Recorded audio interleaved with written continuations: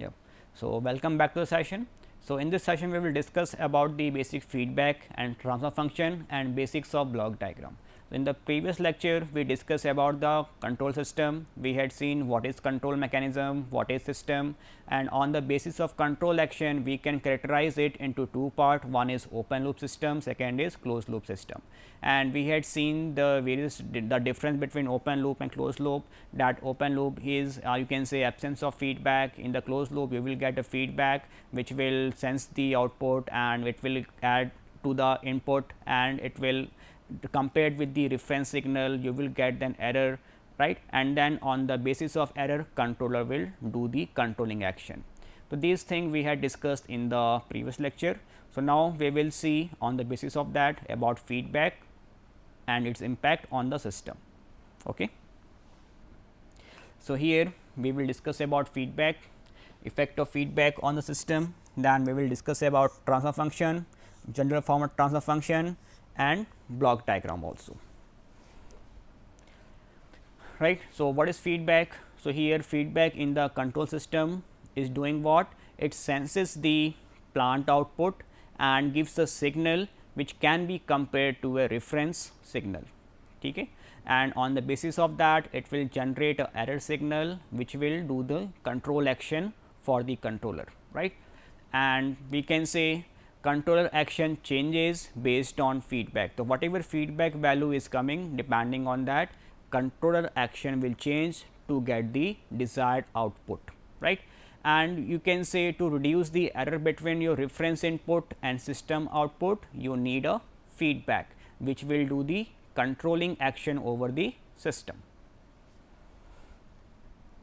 right. So, now we will see the effect of feedback on the system or control system. One is the overall gain. So, whenever we add a feedback in the control system, the overall gain will be reduced by a factor of 1 plus G h, right, where G is the forward gain path and H is the feedback gain path. For example, if we see the last block diagram of system, okay, we are having certain input, then this is a system, it is giving you certain output, then in the feedback we are providing it. Here is a controller that will compare this signal with the input, right. So, what is happening? This feedback in this feedback system, it is having a certain gain, it is given by H, and this is known as feedback path, and you can say the signal flowing in this direction, this is known as forward path, right. It means this path will provide certain gain G, right. If we say collectively, this feedback will reduce the overall gain by a value of 1 plus G h, right. In the same way, when we come for stability, so system stability also depends on the type of feedback, right. For example, if I am using a system, it is stable in nature and I provide the positive feedback, right, then what will happen? System may become unstable because positive feedback brings oscillatory nature in the system.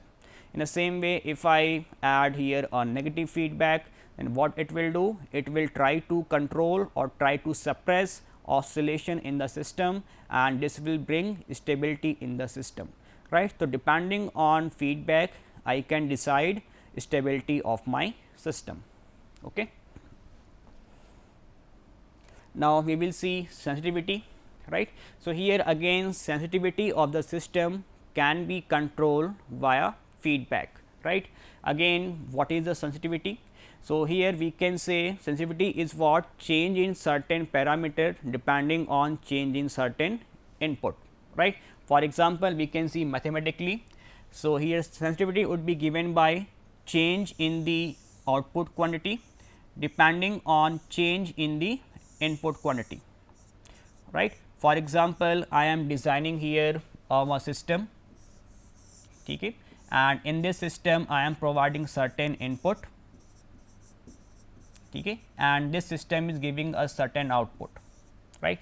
So, here I will check variation in my output with respect to time as compared to variation in my input with respect to time. ठीक है. So, del O over del t with the ratio of del I over del t, this will gives me how I am getting variation in the input that will affects the output response. This is the sensitivity of my system. Later on we will discuss that we can observe change in transfer function with respect to change in gain of the system. So, transfer function variation we will observe with respect to time del t, and gain variation we will observe with respect to time del t, right. It means in a certain time interval, if I apply certain change in gain, then how it will change the transfer function or overall transfer function or overall system that I can say, right. So, the impact of change in gain will be on system with respect to time, it would be given by this sensitivity. Okay. So, here this feedback reduces the sensitivity for the factor by factor of 1 plus g h. If we calculate mathematically, then this value would be less than 1. Later on we will take a derivation where we will derive a sensitivity for open loop system and sensitivity for closed loop system, right, where we will see what would be the impact if I vary g on the system, if I vary h on the system, right. So, in summary we can say the sensitivity of the system can be controlled via feedback, okay. And here this change in time we can observe this percentage change in the M or system via percentage change in the gain or parameter of the system. For example, I can take here a electric motor. We know that there is armature resistance and flux magnetic field involved inside the motor, right. So, if I change the magnetic field, then how it will change the output of motor. So, this response we can say in terms of sensitivity, right. It means change in flux or change in field inside the motor with respect to time will impact the output of motor with respect to time again, right. So, this would be sensitivity of the motor, right. Then we will study that external disturbance or noise impact. So, feedback generally control the external noise. If suppose external noise coming to my system or response, it will change, then this response you can say via feedback. Suppose it is having certain feedback, it will compare with my reference input, it will generate a certain output in terms of error. This error will go to the system again, it will try to correct the response, certain response will come, again it will go in feedback, comparison will happen and again error will generate, right. So, this process will go on till error value equal to 0. It means if certain noise affects my output, then with the help of feedback we can eliminate it, right. Again it will control the external noise by a factor of g h, right, where g is the forward path gain and h is the feedback gain, right. Now, we will talk about the transfer function, right.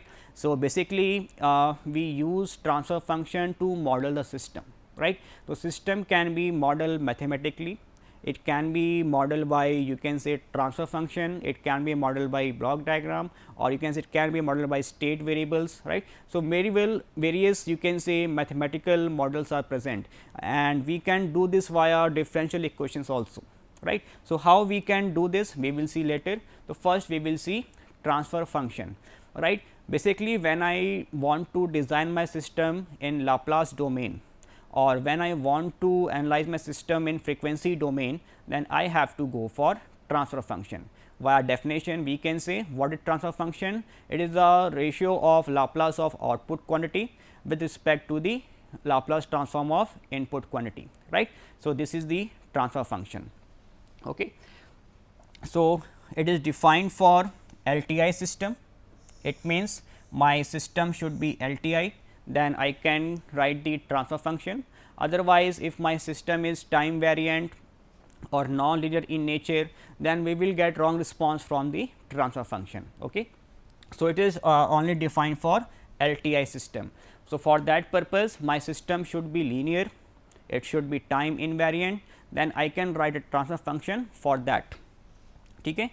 And here this transfer function is independent of magnitude and nature of input, right. So, if I am having a system you can say it is a combination of R, L and C, you can say, right. So, if I write the transfer function of the system, then I will found in terms of you can say S term, right. You will get a certain type of transfer function like this, right. If I change my input, suppose I apply here a DC voltage, then pulse signal, right, then it will not change the transfer function. My transfer function will remain same. It is independent on type of input, right, and it will gives you different response, right. And this transfer function does not provide any information concerning the physical structure of the system, right. So, here suppose I am defining a transfer function. So, here it is defined for electronic system, it is having certain resistance, having certain inductor and capacitor. If I calculate this you can say impedance of this capacitor, it would be 1 over S C. If I calculate impedance of this inductor, it will gives you S L, right, or basically you can say this capacitor is giving you a pole and inductor is giving you 0. In the same way, when you go for a mechanical moving system, for example, PMMC device, right, permanent magnet moving coil measuring instrument. So, here what we are doing, we can say the measuring or movement of needle around the, you can say, measuring pointer, and movement of coil in the permanent magnet structure, that may be considered as a pole in the system. So, right, so here transfer function will not tell this you can say, for example, 1 over S square plus 2 S plus 1. Okay. So, which system it is representing, this information is not present in transfer function. So, this transfer function may belong to a mechanical system, it may belong to a electrical system, or it may belongs to a automobile system also, right. Mathematically we can say the transfer function, it can be given by G s equal to Y s over U s, where Y is the output quantity and Laplace of it is Y s, and U s is the input quantity, Laplace of it is U s. It means we are observing response in S domain, or we are doing here frequency domain in lasses, right, and we are assuming that here the initial condition is 0. It means we are avoiding here initial condition. For example, if I am writing here dx over dt, so I will replace it by S, I will not discuss about its initial condition. If it is here d2 x by dt square, I will replace directly it by S square. I will not look for the initial conditions, right. Then we will see the general form of transfer function, right. So, here it is the, you can say, given in terms of polynomial, it is in numerator, second in the denominator, right. So, Y s over U s is given by this ratio. I can factor this polynomial and I can obtain equation like this, right.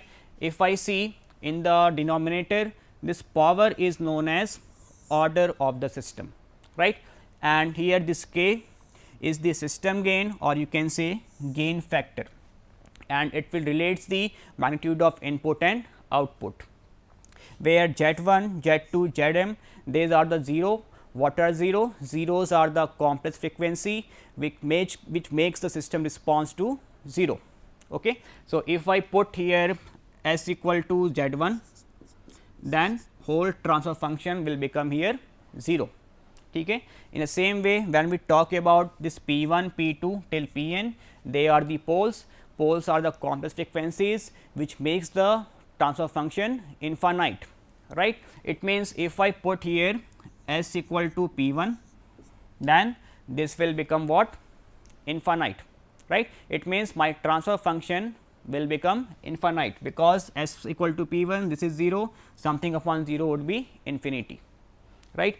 And we have to keep in mind during design, the power of numerator should be you can say should be less than n if we want to realize the system. If it is greater than n, then we can say our system is not realizable, right. Why? Because this will become here a causal system. For example, if I am saying s square plus 1 over s is here, then the system is not realizable because it is going for non causal type. Okay, which you can say a future type or anticipated type property will comes in the system. So, generally in our design we have to keep in mind our system should follow LTI property and it should be causal and it should not behave as a non causal form. So, when I keep m greater than n, then system is not realizable, or you can say it will become non causal in nature. Right. Then we will see here block diagram. Again it is separate way of representation of system. So, block diagram will tell you how much subsystem present in a system, how they are connected and how signal is flowing in between the system. So, the movement of signal in a system is well explained by the block diagram. Okay. So, here this block diagram will provide you a simple representation of a complex system and it will helps in calculation of transfer function of a complex system. So, with the help of example later we will discuss about it, right. So, before know in detail about the block diagram, first we will see the basic components of block diagram. Okay. So, we will see here the components of block diagram, right. So, it is having the block. So, block will what? It will represent a component or subsystem. For example, if we discuss about the disc brake system, right. In the disc brake system, what is happening? We had seen in the last lecture that it is having certain bolt, it is having certain caliper, right. Then it may have a brake hose, right, or it may have a brake pad, right. So, these are the subsystem of disc brake system, right. So, here we can represent bolt as a block and I can define it is having the gain of G1 or transfer function of this block is G1. I can say brake hose transfer function is G2. I can say this caliper has transfer function of G3. It is having brake pad having transfer function of G4 and if I combine this block, this will make a disc brake system. Okay. Or you can say this pad is connected to caliper, right. There is a physical connection between them, then caliper is connected to brake hose, then brake hose connected to bolts, right. It means this will represents us the how this subsystem are connected in a control system or connected in a disc brake system, right. So, you can observe here flow of signal in between them, right. Now, this block GS where GS is telling us transfer function of this block. So, this block may be bolt, this block may be a brake pad, this block may be a brake hose or this block may be a caliper, right. So, GS is the transfer function of this block. Now, arrows, these arrows will tell us flow of signal. Suppose US is the input. So, input is flowing inside the system, I will make US. Then I will say YS, YS is the output signal flowing through this system, right. So, these arrows will tell us direction of flow of signal inside the system or subsystem. Then we will see here about the summing point, right. So, summing point will do what? It will sum two or more signals. Suppose I apply U1s as the one input, U2s is the second input. So, this U1s is going through the positive symbol, it means it will perform here addition, right, and this U2s is going towards the negative symbol, it means it will perform here subtraction in summing point, right, and then I will get here output Ys equal to U1s minus U2s. Okay. So, this is the role of summing point to combine two signal, it may be addition or it may be subtraction of two signal. Then we will talk about the takeoff point. So, it will represent the branching of signal. Whenever I have to supply same input to multiple subsystem, then I have to take help of takeoff point, right. Suppose this is takeoff point is present, my input is going to this system, suppose it is G1, this takeoff point is here, it is going to G2. In the same way, n number of system is present, it will goes to Gn also, right. So, with the help of takeoff point, U input is passing through G1, U input passing through G2, U input is passing through the nth block also. So, it will copy our signal to multiple block of the subsystem. Then we will see this you can say certain forms of block diagram, their arrangement of block diagram. One arrangement is here series or cascade form. Okay. Suppose I am having a subsystem G1s, G2s and G3s, and I am applying certain input us and ys. When I combine them in series, then it will become G1s, G2s, G3s product, right. So, here this will be the overall response, or you can say overall transfer function of the system, right. So, here their product will be the overall system, which is you can say this G1s, G2s, G3s, their product make a system which is having input u and giving you output y. And if I calculate transfer function, ratio of output with respect to input, it would be equal to product of G1s dot G2s and G3s. So, now we will see the second form, that is parallel form, where blocks are connected in parallel. So, here we can say G1s is here, G2s, G3s, they are connected via a summing point, right. So, here G1s is going to perform addition in summing point, it will add in this summer point, it will add here. What would be my response? It would be summation of all this system.